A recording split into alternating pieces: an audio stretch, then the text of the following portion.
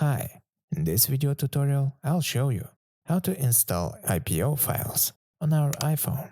To do this, go to any browser, then go to the search bar and write usescarlet.com. Then we click on the search and go down. Click install.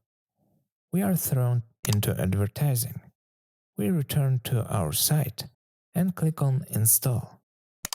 Go to direct install. After that, we start downloading.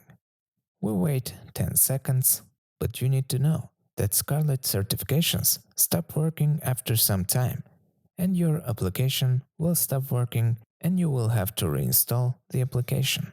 After 10 seconds have passed, we are prompted to click on the Open button. We agree. After that, we are offered to click on the Install button. We also agree. We leave and wait while the application is downloaded.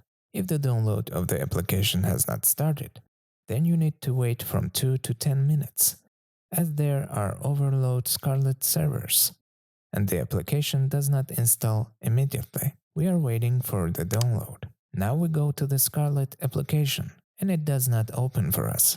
In order for it to open, we need to click Cancel. Then go to the phone settings.